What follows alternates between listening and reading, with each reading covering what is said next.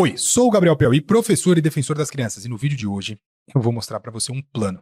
Um plano que, se der certo, vai mudar a cultura do país para sempre. Bom, eu trouxe para vocês hoje aqui uma ideia de país sendo desenvolvido a partir de sua base. Eu vou mostrar para vocês o problema que eu vejo e qual é a solução. Vamos lá. Eu vejo que hoje a nossa cultura está sendo cada vez mais defasada por conta de coisas que acontecem na internet. A internet, ela trouxe consigo um poder muito grande de disseminar informações. Informações essas que podem ser boas, podem ser ruins, enfim. Quem filtra isso? Quem filtra isso é quem está mexendo, o usuário. O usuário, hoje em dia, se interessa por coisas que eu, particularmente, fico chocado quando eu vejo.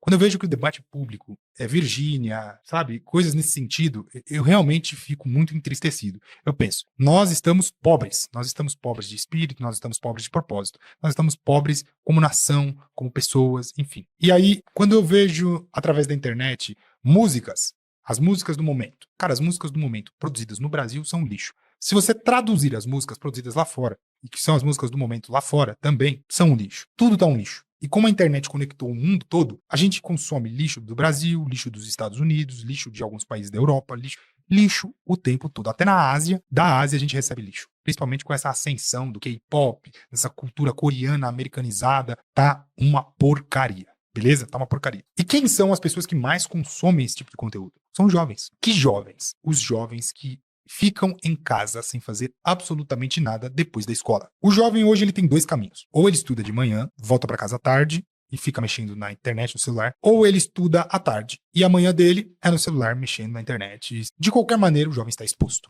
E aí eu vou colocar isso num segundo cenário, cenário revelador. É o seguinte, quando você aponta esse problema, automaticamente as pessoas dizem, os pais que têm que ter controle em relação ao que o filho vê. Só que se você for olhar a epidemiologia dos casos, da realidade brasileira, é que os pais estão ausentes da criação dos filhos. Principalmente porque a maioria dos lares hoje são lares de pais separados. Então você tem uma mãe que trabalha o dia inteiro para sustentar aquele filho, ou um pai que trabalha o dia inteiro para sustentar aquele filho. Não há tempo mais para ser pai. Não há tempo e não há sabedoria mais para ser pai ou mãe. Essa é a verdade. A verdade é essa. Nós estamos nesse limbo. Quem ensina a criança a ser um bom cidadão? É esse cara aqui. Só que você acha que isso aqui ensina a ser bom? Eu trago os meus questionamentos. Porque quem produz conteúdo para isso aqui, quem financia a produção de conteúdo que realmente emplaca no Brasil, são pessoas da elite globalista, cujas suas intenções não são tão claras, mas para mim não são boas, beleza? Então, pensando nisso, eu desenvolvi um jeito de pegar esse cara da escola e ao invés de botar ele em casa para ficar consumindo internet, esse cara, ele vai, na verdade, obter um desenvolvimento único. Esse cara, ele vai ter a oportunidade da vida dele de se tornar um ser humano 300% melhor em absolutamente tudo. Eu tô falando de seres humanos extremamente capazes. Capazes do que, Gabriel? De qualquer coisa que eles quiserem, qualquer coisa que eles sonharem, qualquer coisa que eles projetarem como objetivo, eles serão capazes de executar graças ao Centro de Alta Performance Cultural. Eu coloquei com esse nome, mas a gente pode pensar em outro nome aí também. No que consiste esse Centro de Alta Performance Cultural? É um lugar, uma extensão da escola. Inicialmente eu penso nisso como um formato de uma ONG, cujo é financiado por empresas, até mesmo com destinamento de verbas de dinheiro público, né? Por exemplo, deputados destinam verbas para esta ONG, para poder manter isso de pé, esse projeto de pé. O projeto consiste em aulas de música, e aí eu vou até pedir, Igor, para você colocar aqui o papel que exerce o desenvolvimento da criança ter música. Tipo, a criança aprender música, a criança, o adolescente, né? Aprender música. A música na educação infantil, mas eu vou colocar aqui isso aqui como na educação como um todo, tá? Porque isso não se aplica apenas a crianças, se aplica a jovens no contexto geral. A música na educação promove o desenvolvimento integral, beneficiando os aspectos cognitivo, motor, social e emocional. Ela melhora a memória, a concentração e a linguagem, aprimora a coordenação motora e a percepção sonora, fortalece as habilidades de comunicação, interação social, criatividade e expressão de sentimentos. Então, você vê que até o raciocínio lógico, está escrito ali, aprimora o raciocínio lógico. A exposição à música pode estimular o raciocínio lógico e a capacidade de resolver problemas. Então, você vê, a música ela faz papel importantíssimo na formação de um cidadão. E isso é ignorado pela escola. Se a gente pensar assim, não, vamos só incluir aula de música nas escolas, Gabriel, não vamos tocar esse projeto. Cara, você tem a maior burocracia do mundo para fazer isso, ser aprovado, para você fazer essa mudança no Ministério da Cultura e Educação, né, da Educação e Cultura, que é o MEC. Então, assim, você tem um trâmite absurdo. Cara, é mais fácil simplesmente criar esse projeto. Além da música, aprendida nesse centro de alta performance cultural, você também aprenderia educação financeira. Bota na tela para o povo ver que não estou inventando. Isso é resultado real. Bota na tela quais são os benefícios da educação financeira. Coloca aí, por gentileza, Igão. Bom, vamos lá. Tá na tela, beleza? Tá aí para você ler junto comigo. Não é mentira isso que eu estou falando. A educação financeira traz benefícios como o equilíbrio e controle das finanças, a criação de uma reserva de emergência, a realização de sonhos e a proteção contra dívidas e armadilhas financeiras. Ela também otimiza ganhos, melhora a qualidade de vida, reduz o estresse relacionado ao dinheiro e promove bem-estar financeiro e a segurança para o futuro. Benefícios da educação financeira: controle financeiro, redução de dívidas, planejamento para o futuro, prepara para a aposentadoria, a realização de sonhos, como comprar um imóvel ou concluir a faculdade, para construir seu patrimônio, traz segurança e tranquilidade, ajuda a criar uma reserva de emergência para lidar com imprevistos, garantindo segurança e evitando empréstimos caros, abusivos, que os bancos gostam de meter na gente, né? Olha aqui, ó. Tomada de decisão consciente capacita o indivíduo a entender melhor produtos, serviços financeiros e fazer escolhas mais sábias. Isso tudo é importante para a formação do ser humano. Eu sei porque eu não tive educação financeira, eu tive que aprender isso depois de grande. Você tá entendendo? É fundamental. E a escola não ensina isso, beleza? E aí, claro, eu não poderia promover algo diferente também nesse instituto, que seria os esportes. Que esportes, Gabriel? Esportes, musculação, aulas de luta e esportes coletivos, beleza? Coloca na tela, não deixa o Gabriel mentir pra gente, não deixa o Gabriel manipular as informações. Coloca na tela para mostrar qual a importância do esporte. Ó, olha aqui, ó, tá na tela, tá? Para não deixar mentir. Desenvolvimento físico, melhora a saúde, combate o sedentarismo e a obesidade, incentivando um estilo de vida mais ativo. Desenvolve habilidades motoras, aprimora a coordenação, agilidade, equilíbrio e postura corporal. Reduz o estresse. A prática libera hormônios de bem-estar, como a endorfina, que ajudam a diminuir o estresse e a ansiedade. Aumenta o desempenho escolar. Alunos fisicamente ativos tendem a ter um desempenho acadêmico melhor. Estimula o cérebro, melhora a capacidade de concentração, a memória e a resolução de problemas. Melhora o raciocínio, aumenta a capacidade de raciocínio e percepção. Fortalece habilidades socioemocionais, desenvolve trabalho em equipe, cooperação, empatia e respeito pela diversidade. É verdade.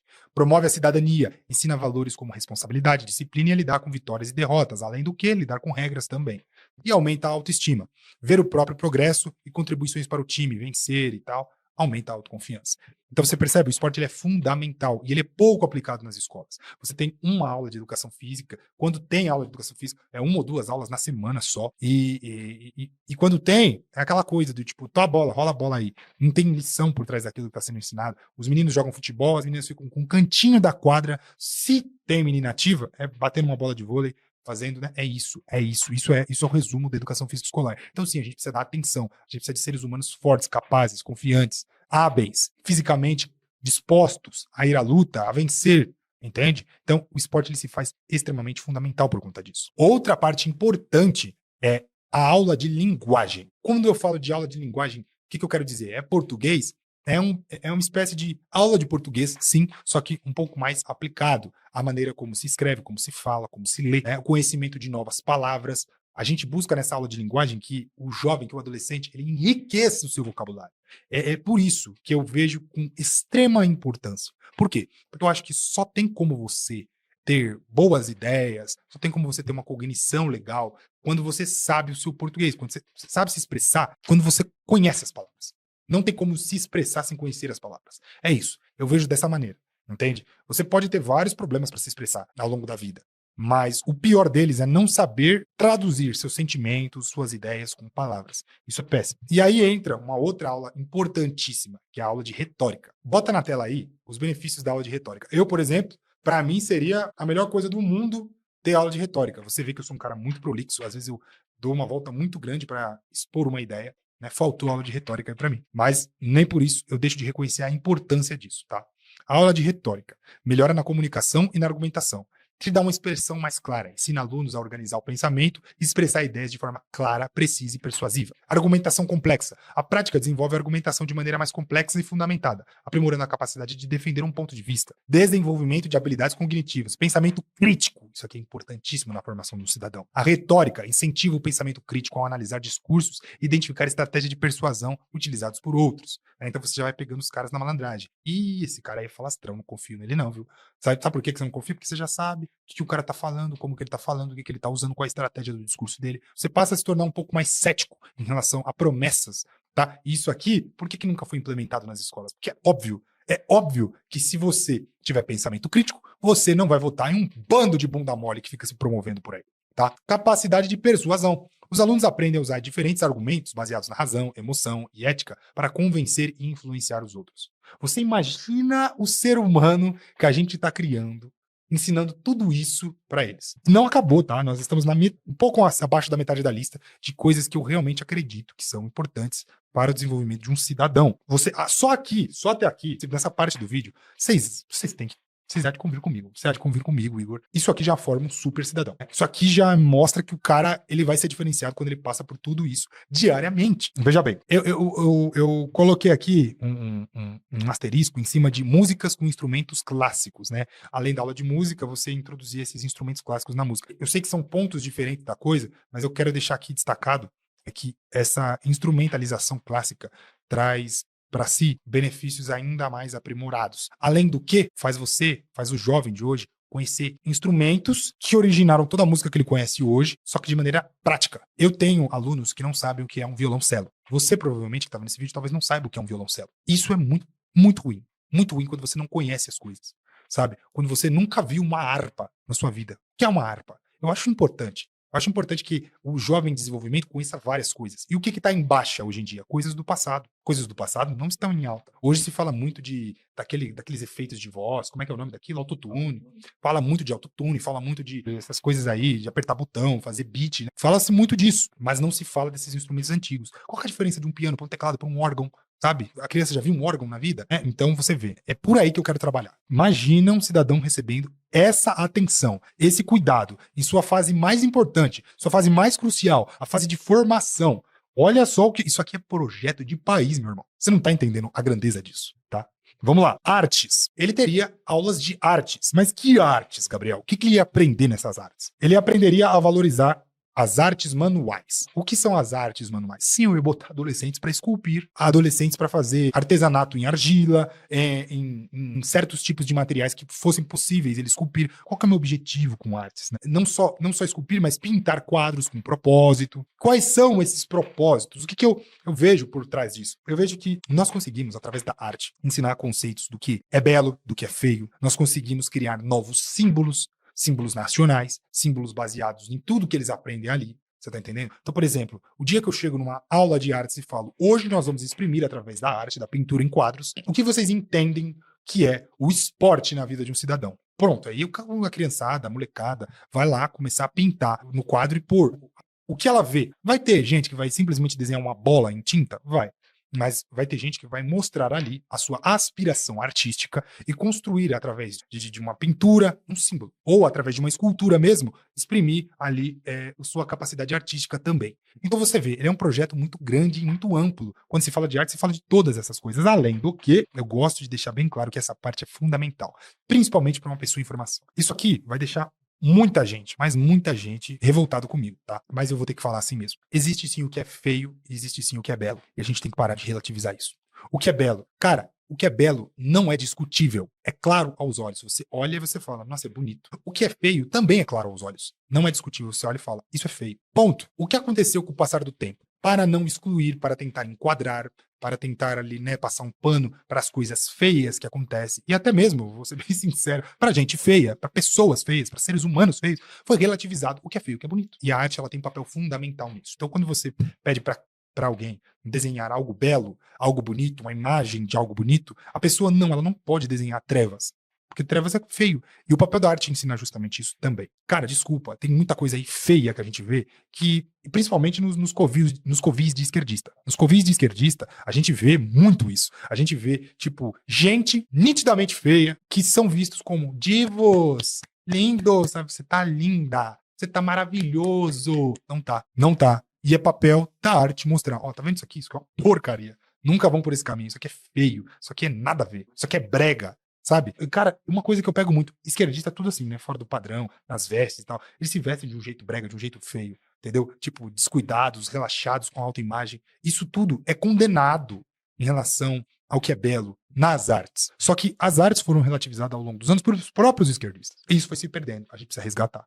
para dar referência para essas pessoas que estão se formando, que são cidadãos em formação. E por último, mas não menos importante, eu quero destacar aqui que esse centro teria alimentação de qualidade. Bota na tela aí os benefícios da alimentação. Por gentileza. Olha só, a alimentação está intrínseca e fundamentalmente ligada ao desenvolvimento cognitivo e físico de um ser humano, sendo um dos pilares essenciais para o bem-estar e funcionamento adequado do organismo ao longo de toda a vida. A nutrição adequada fornece os blocos de construção e a energia necessários para o crescimento físico e desenvolvimento saudável do cérebro.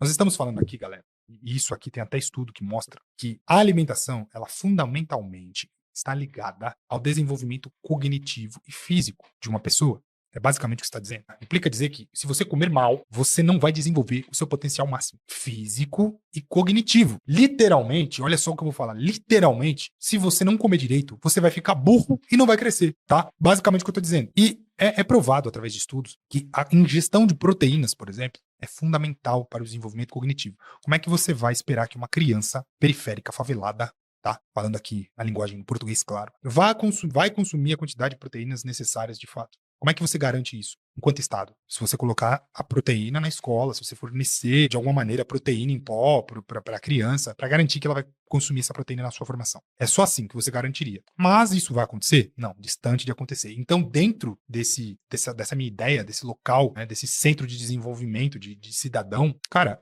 você vai ter alimentação adequada. A criança, o adolescente, ele entra lá, tá? A criança, o adolescente, ele estuda de manhã na escola. Então ele vai para lá à tarde. Isso à tarde ele já vai receber lá o almoço. Ah, mas ele almoçou na escola. Não interessa. Lá nós vamos fornecer o almoço também. Vai ter o almoço, dependendo da atividade, da rotina, vai ter alimentação pré-treino, alimentação pós-treino, você tá entendendo? A gente vai cuidar dessa pessoa antes de ir para casa também, ou tipo uma espécie de ceia.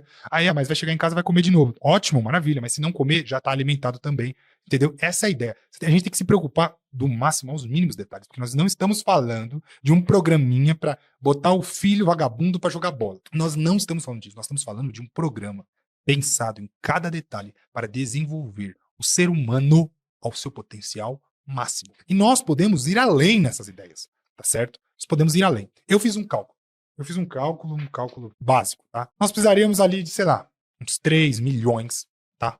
Uns 3 milhões aproximadamente, para tocar um projeto desse em frente e fazê-lo rodar tranquilamente. Esses 3 milhões é nada, tá? Para um político. Um político que destina verba. 3 milhões, bosta nenhuma. Tem político que destina emenda para show em cidade pequena, que é o triplo disso. O triplo. Para você abrir uma ONG dessa, você abre uma ONG dessa e conta com esse incentivo de 3 milhões de um deputado, você já faz isso acontecer.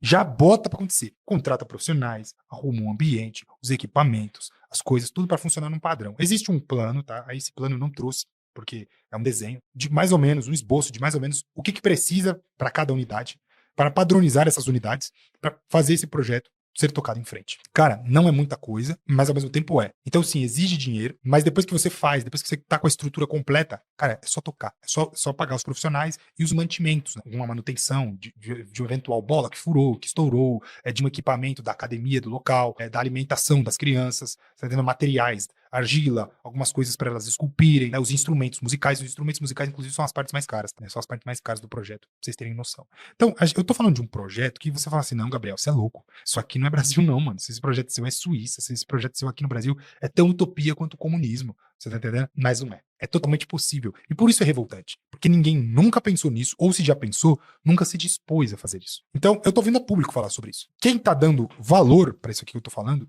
quem conhece o que eu tô falando, sabe o quanto é importante tudo isso na vida de uma pessoa. Sabe? Você fala assim, pô, mas eu me desenvolvi, eu cresci, eu sou trabalhador, eu tenho emprego. Eu nunca tive nenhum acesso a nada disso. Uma pena.